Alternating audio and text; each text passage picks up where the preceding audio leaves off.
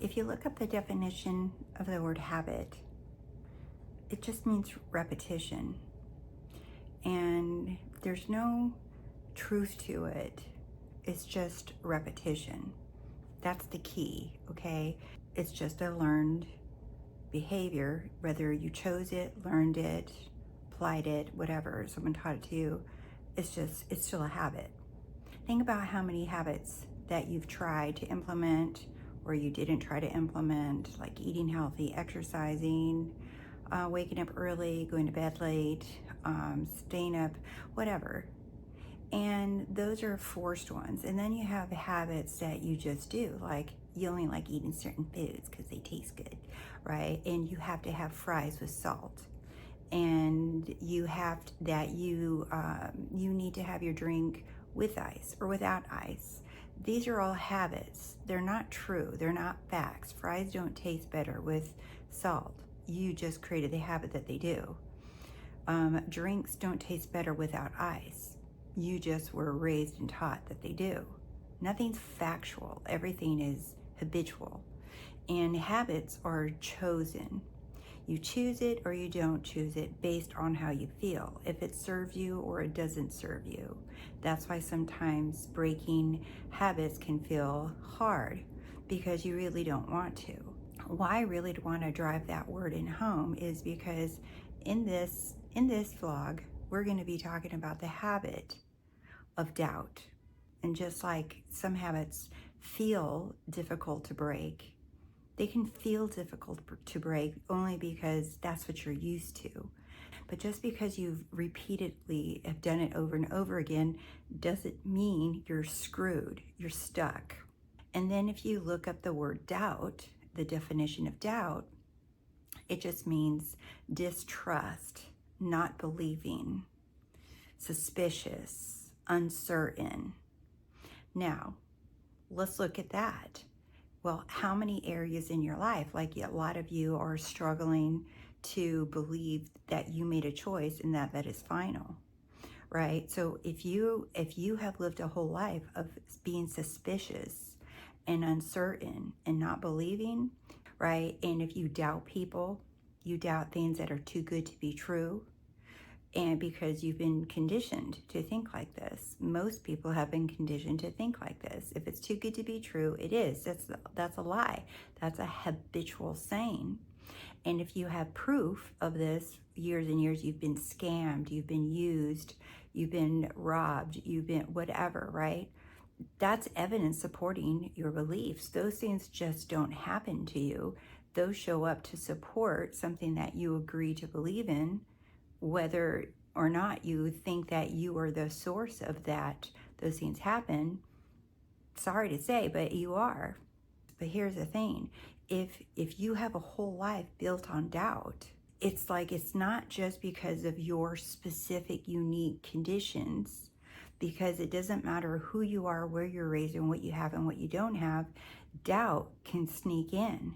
If this is you, you want to realize, you're like, wait, that is a costume that I've worn, whether it's founded in my parents taught me or whatever it is that you're telling yourself. Remember, doubt is just unbelief, uncertainty, distrusting, and it's an energy. It's not like, oh, well, I trust these people, but not those people. You think that energy is categorizing alongside you. You think that energy, that source, is saying, oh, when she doubts, she doesn't mean it with this thing. She only means it when it comes to these things. It doesn't do that. Your energy will never lie. So your energy is always going to be that you doubt or you don't doubt. And if you are somebody that's struggling to believe and you're asking over and over again, how do I believe? How do I know? How do I have the conviction? Well, this is a really good example.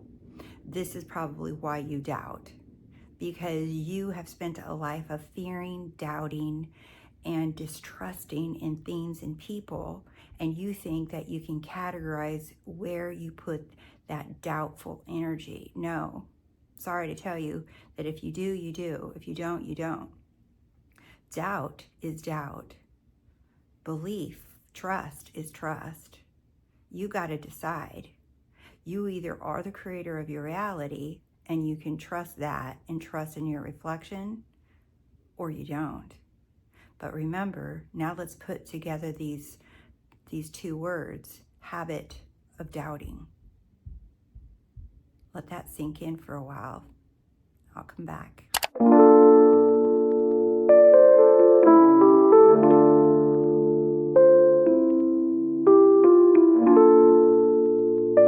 Something that is so simple that I like doing each evening, and I literally look forward to it every day, is evening. You can see what time it is. It's like after midnight. I'm a night owl. I like staying up late, but I also realize that I also like getting up early, and I also love afternoons. So it was so funny. I was catching myself thinking about that, how we try to label ourselves as one or the other, but I really do enjoy every part of, each of the day. And at night, one of the things that I like doing is slowing down, because during the day we're so busy, right? And doubt creeps in whether you're busy or you're slowing down.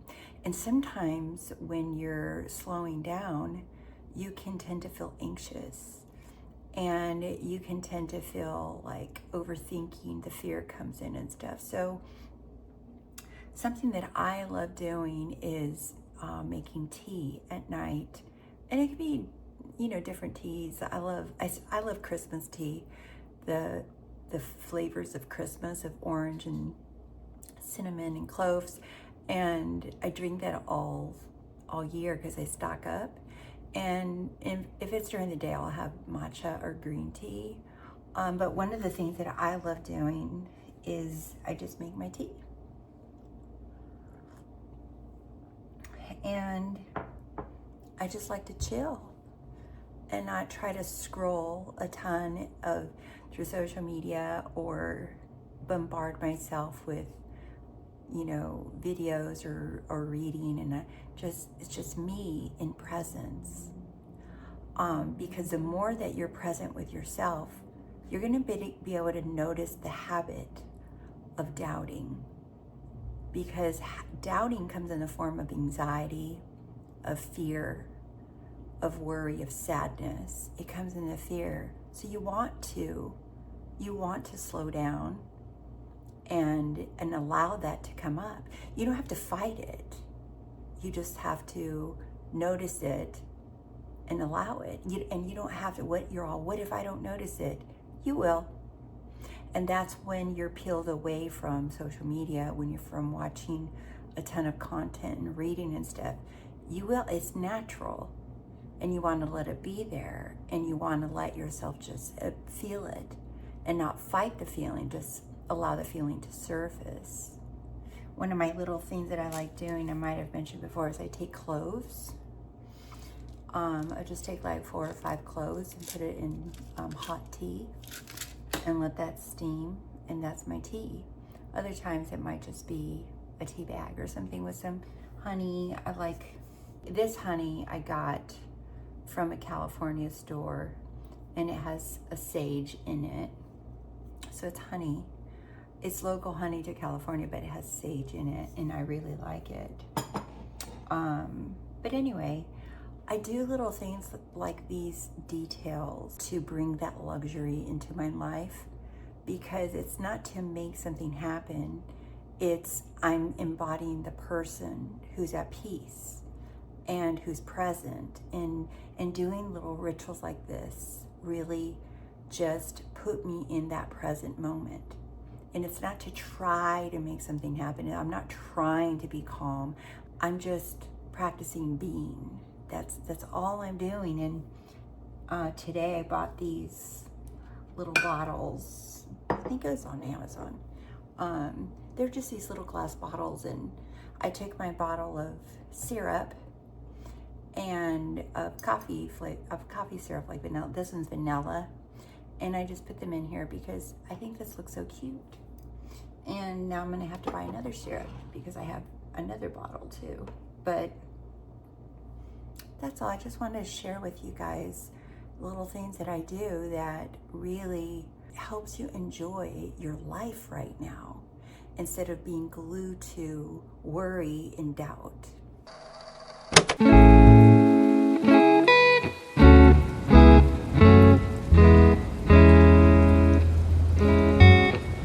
I used to think that my intuition and my gut were the end-all be-all that I had to believe in and trust, because that's what I was taught, that that's what's real, that that's what I should always listen to. But until you understand that you are the creator of your reality, that intuition, that gut, is always doubt or fear covered in the disguise, in the cloak of intuition and gut. Because notice how most of the time that word intuition and gut is brought up in cases of panic and fear, of confusion. And you go to that gut and intuition for an answer. That's not love. That's not the authority. That's not you being sovereign. That's you being led by fear and doubt. Source isn't going to guide you through fear. It's not going to motivate you and inspire you with fear. How can it? It doesn't know fear. It doesn't see danger. It only knows love and good. That's why I say, until you know that you're the one and only creator of your reality, you may be tempted to listen to doubt and fear. Notice how when you want to be still and at peace and relax in the knowing of what you chose, every motherfucking thought that could possibly come up comes up. What if I'm doing it wrong? What if I'm delusional? What if this is crazy talk? What if? What if? What if? Everything you can possibly come up with will surface when you make a choice, because you have been so used to and programmed to believe in this gut intuition, or really it's just doubt, that you can't even trust your own choice. Trying to eradicate doubt from your life, it's not what you do. Doubt isn't real. Doubt's not even real. It's a construct. And anything that you believe in, it will find ways to maintain itself relevant in your life. So doubt loves when you go down rabbit holes and question things. Doubt loves calling it intuition, and your gut's telling you you're about to get scammed, that your gut's telling you what you should be doing, as if you aren't sovereign in your choice. Your gut is not you. You don't need a gut, an intuition.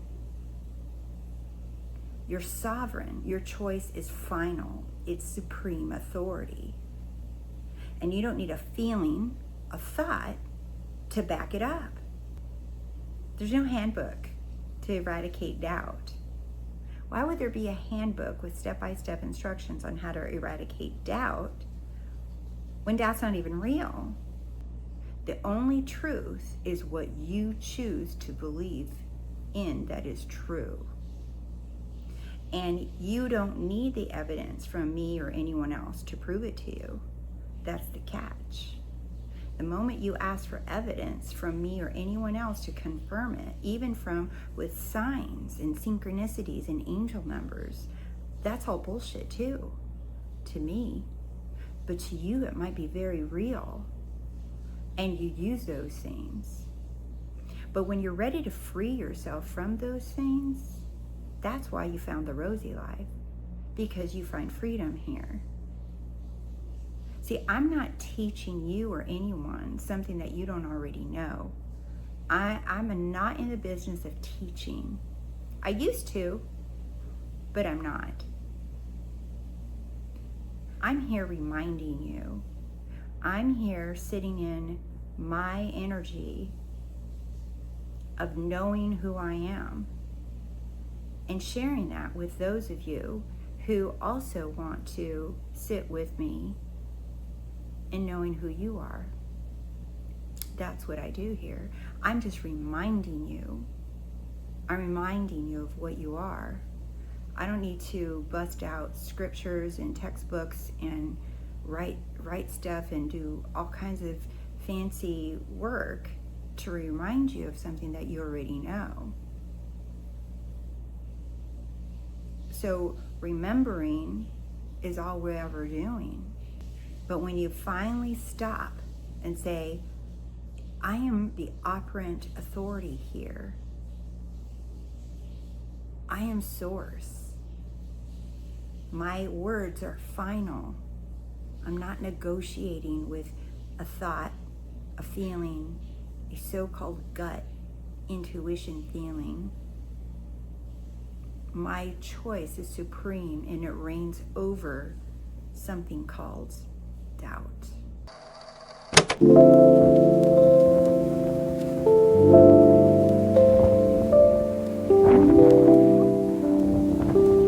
Here's what your brain always wants to do. Scan, interpret, and attach. Scan for problems, scan for doubts, scan for questions, scan for what ifs, buts, and then it interprets them. It makes it, oh, that's because of this. Oh, that's because of this. It tries to give it a definition. And then it attaches meaning. It attaches a label to it. So your mind is constantly scanning for issues and then interpreting them, making them mean something, and then attaching a label to it. So once you see this little habit or this little pattern that your mind does, you can just call it out and it stops immediately. Remember, these little habits like scanning for issues, scanning for doubts, scanning for what ifs, scanning and then trying to understand them. But what does this mean? But what does this mean? Notice how many questions come up in the comments of how is this? How is that? But what about this? But what about that? And then you never get the answers. Like even if you do find the answers, you'll find more questions. So stop scanning. When you notice yourself scanning for how, but, when, if, all those questions, but this deadline, but this, but that, but this, but my body, but my face, but whatever, say, it's you again. Yeah, we don't do that anymore.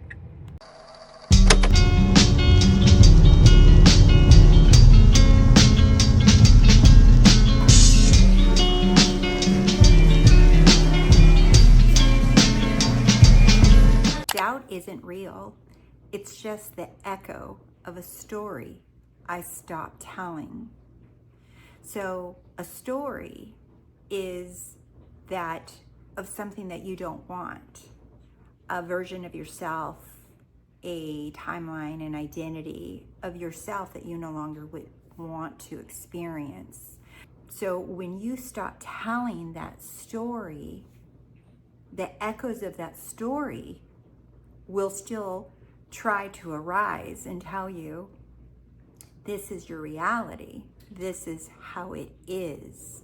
All that is doubt. Doubt is just the echo of an old story you no longer want to experience. That's all it is. You don't have to fight doubt. You don't have to figure out how do you stop doubting, but remember what doubt is. Doubt is just the echo of an old story you no longer want. And when you make that clear distinction, that it's not that I'm trying to believe more this is true, I'm not trying to fight the doubt or ignore the 3D or avoid my feelings and my thoughts. It has nothing to do with that. It's just all of those unwanted thoughts and feelings that come up are the echoes of an old story dressed up in the label of doubt. That's all they are. One last thing I wanted to say about doubt, because a lot of you will look at your 3D or AKA the mirror, and begin to question and begin to wonder, is this really working? Why hasn't it changed? Everything is instant. Everything is instant because that's all there is. There is nothing other than instant. And you're instantly with every single one of your desires from the moment you were born and then to infinity. All of your desires are right here with you. What it looks like when you know this, that everything you want is a possibility in this very moment, right here, right now. Almost like every desire that you have is like frozen, like an ice cube. And all of these ice cubes, right, of all your desires, they're right here waiting for you. They're nowhere, because remember, there's no time. That concept of time, just like you can just put that to a side. Time's not an equation in what we're talking about metaphysically. So every single one of your desires is like a frozen little ice cube. When you put your awareness on something that you want, meaning you choose it, you say, I choose to have this. I am this now. I choose this as my identity. You are looking at that ice cube, and your awareness, you're looking at it with your inner eye, within your imagination, or simply by declaring it. You're giving it, no matter what technique you use, no matter how you do it, you're giving it your attention. And when you give something your powerful, supreme authority attention, you look at that desire that's frozen in like a little ice cube, and in that instant that begins to melt. That desire in that little ice cube begins to melt. So you are just standing firm on your decision, knowing that it's already real. It's just now being activated, and it's melting, it's opening up. That's why you hear words like unfolding. But these words, unfolding, melting, makes it feel like time is causing it to come to you. And this is where many people start feeling doubt, because they don't see it fast enough or quick enough. And they're like, well, if it's instant, why doesn't it just show up? It's already here. You've activated it. It's already melting. It's already present. And your job is to be the authority declaring that. But the moment you ask someone else to validate that that's true, or to validate that what you're saying is real and that you're not crazy, or to get someone else's attention, or you start manifesting signs or angel numbers, now you're no longer doing your one and only job, and that is to be the only supreme authority declaring that it's already true, it's already here. Because the how, we never do it. We're not in charge of the how. That's too much heavy lifting. The how, source, is what is causing that to, let's say, have the ice cube melt. It's causing it to harden into fact, harden into your 3D physical world. So no matter what you see, no matter what you don't see, you and only you are in charge of standing firm on your decision that it is here and it is so. Long before you get evidence, long before you see anything shift in your reality, it's there. And your only job is to stand firm, loyal to, no, it's here. It's already here. It's here. And that is the only proof that you ever want to bank on. You don't need proof. You don't need me to tell you anything. You don't need any coach or any book or any video to confirm that. In fact, the less that you do turn to others outside of you for confirmation, the faster you'll rely on yourself. And the more that you rely on yourself, now you're putting all the power and energy and awareness onto you as the supreme authority. And that is where you want to put your focus on. So I'm interested, comment down below and let me guys hear your ahas, your takeaways, your light bulb moments from everything that I talked about in this video with doubt, because doubt is not real. And once you see it, you will never be able to unsee it again.